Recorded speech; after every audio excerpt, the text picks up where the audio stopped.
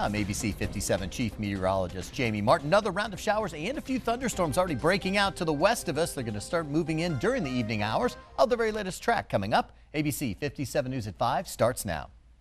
Covering South Bend, Elkhart, and all of Michiana, this is ABC 57 News at 5.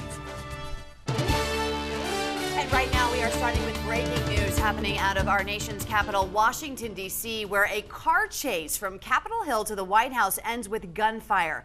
The Capitol building was locked down, and now at least 2 people are in the hospital, including a police officer. Right now, the lockdown order has been lifted. Capitol Hill is settling back to normal after some very wild moments here this afternoon. Good evening, everyone. I'm Brian Dorman. And I'm Kim Chappell. There is a female suspect. She is dead after she tried ramming the White House gate. Right now, ABC 57's Karen Travers is live in Washington with the very latest. Good evening. Law enforcement officials say this was an isolated incident, not related to terrorism. So far, authorities have not found anything like a note or anything pointing to a motive.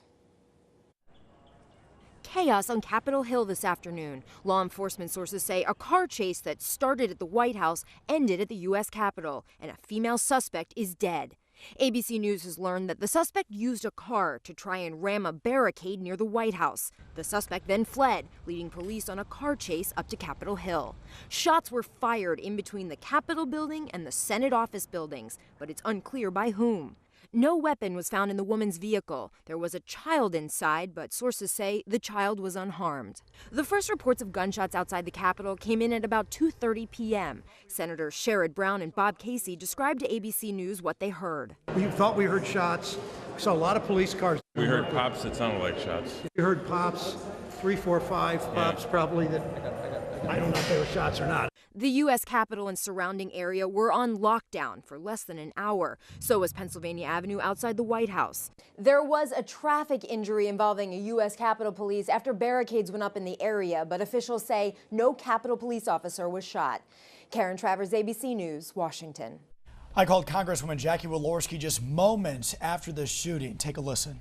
I had literally just walked into my office from the floor from voting, and the alarms and stuff started going off. This is the first time I've been here in an emergency, and so it was amazing to me.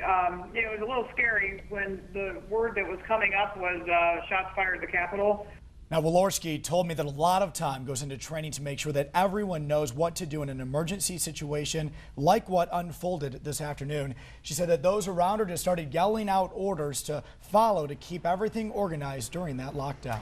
And be sure to stay with us tonight on ABC 57 News as we bring you continuing coverage of the chaos on Capitol Hill.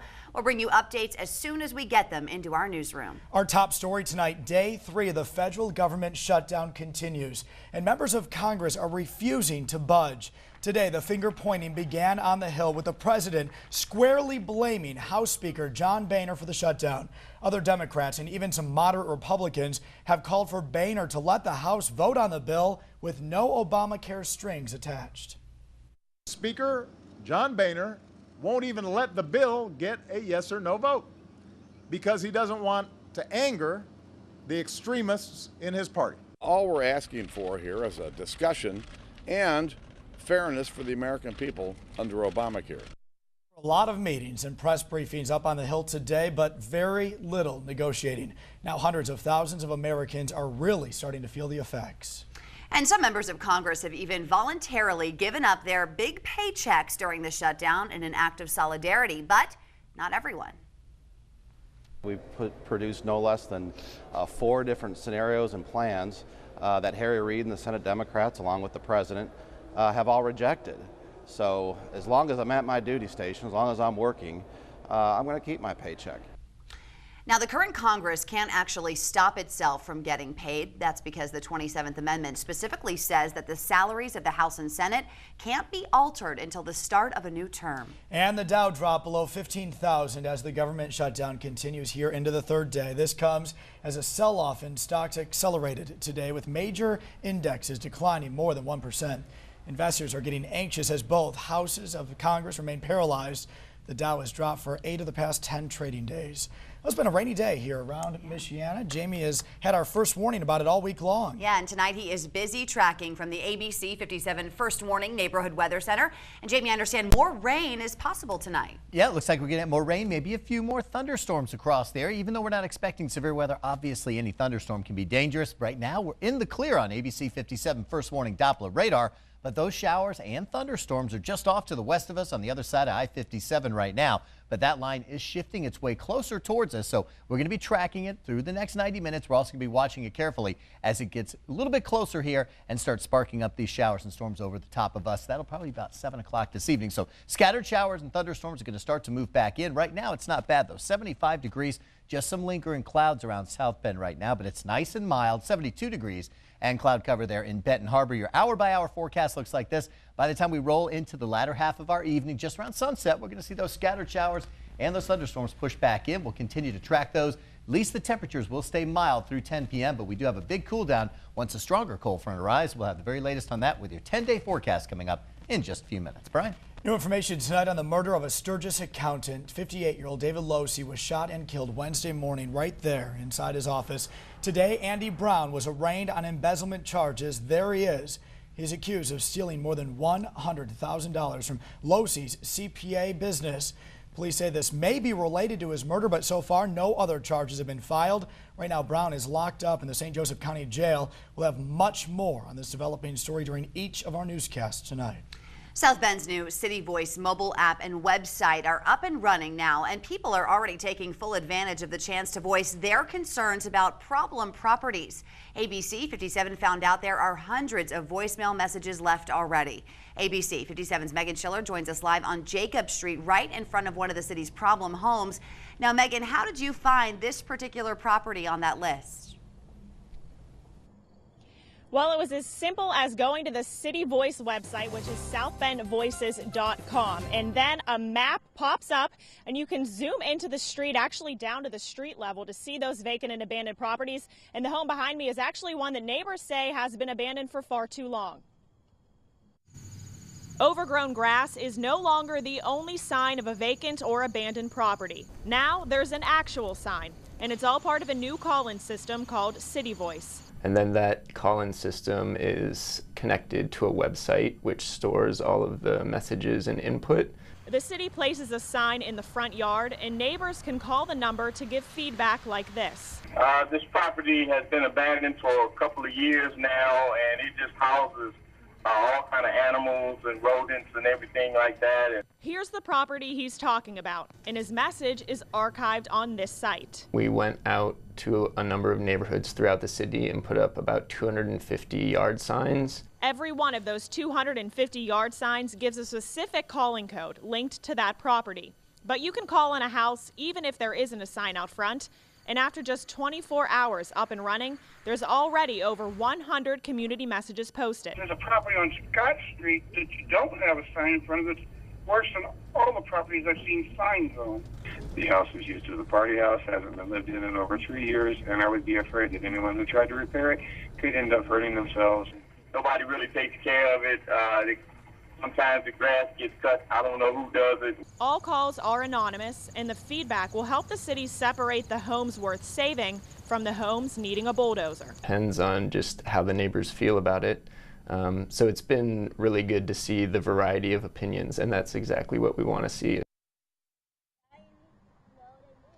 Now, once again, you can visit that site at southbendvoices.com. You can see which properties have gotten the most feedback. And if anything, it's just entertaining to listen to all those colorful messages that have been left by people throughout the community. Reporting live in South Bend, Megan Schiller, ABC 57 News. South Bend police are investigating an early morning shooting over on Western Avenue. It is an update to a story that we first broke on ABC 57 News starting at 5 o'clock this morning. Police said that a fight broke out at the Veterans Post 66 around 1 o'clock, and a short time later, several shots were fired. You can see there the evidence markers on the road and next to the building. Police say up to 100 people were inside the bar at the time of the shooting. No one was hurt. 2 people accused of dealing cocaine are behind bars in LaPorte County. LaPorte County police arrested 24-year-old Anna Height at her home yesterday in LaPorte. They also arrested 26-year-old Larry Ballard, who was at her home as well, and then fled from police. Both are due back in court tomorrow. Tonight, those living in Benton Harbor, they are just fed up with a water issue there. Aging water mains seem to be bursting their seams on a regular basis. ABC 57's Rachel Brown joins us live tonight in Benton Harbor, where she talked to those who had spent more than a month watching water just gush out of a broken main. That's right, Brian. At a time when their water bills are sky high, they say it took the city weeks to fix this water main that's broken behind me. Neighbors here say it's a familiar sight to see a broken water main on their block. They say just days ago water was gushing out from this main. They say they called the city over and over, but still it took the city almost an entire month to come fix it. At a time when these residents are paying record high rates for their water, it was like watching thousands of dollars gush out of the ground. One was broke probably about a year or so ago, and it was like that for like 2 months. And it took them that long to fix it. People who live here say they're very frustrated by this. They say it happens all of the time, and they're losing confidence in the city of Benton Harbor to be able to deal with emergencies like this one. Live in Benton Harbor, Rachel Brown, ABC 57 News. Time to visit the Clay Fire Department for their drive-through clinic today. ABC 57 stopped by that clinic earlier today to check out the crowds. St. Joseph County Health Officer Thomas Felger said the drive-through is not only fast and convenient, but is making it easier for those who need to just stay in their car. We've had a lot of people through with wheelchairs and things, so obviously it's a help to them because they just can stay in their car and get the flu shot. And if you couldn't make it out there today, there's also a drive-through clinic next Wednesday, October 9th at the Cleveland Road Fire Station. Well, the new US 31 project, it is moving along. Today, INDOT posted these aerial pictures on its Facebook page. The new US 31 connects Plymouth to South Bend. It's slated to wrap up sometime next year. The cost, $220 million. Well, winter is only a couple of months away now, and INDOT is looking for some extra hands. There's a job fair. It's tomorrow from 9 till 2 right there at the Gary Subdistrict. The jobs available include quite a few things here. Maintenance staff, plow drivers. If you want to apply, you must have a valid CDL license, a high school diploma, or GED. You will also need to pass a drug test. A picture says 1,000 words, right? Well, supporters of Sarah Strong want a photo to show just how much they care for that Elkhart teen who is fighting cancer. They want you to head on over to Memorial High School for a community-wide photo. It's happening on the school's football field tonight at 6. And don't forget, wear your purple shirt. Well, you are looking now at a live picture right now out of Washington, D.C. Just hours ago, shots were fired on Capitol Hill. At least one person is dead, an officer injured during that car chase. Stay with ABC 57 as we continue to update you with the very latest information. It continues at this hour to come into the ABC 57 newsroom. Well, they are supposed to be some of the safest cars out on the roadways. But now these pictures are emerging of a Tesla electric car with flames shooting out of it. What the company says went wrong. And why the NTSB is not investigating the deadly Tennessee bus crash that killed 8 people. And right now we're looking pretty good across the area. ABC 57 first warning Doppler radar not showing any showers on us just yet, but we do have some storms on the way. The very latest track coming up. Plus, wondering what's up with these little guys? Well, we've got the scoop on these stinky bugs.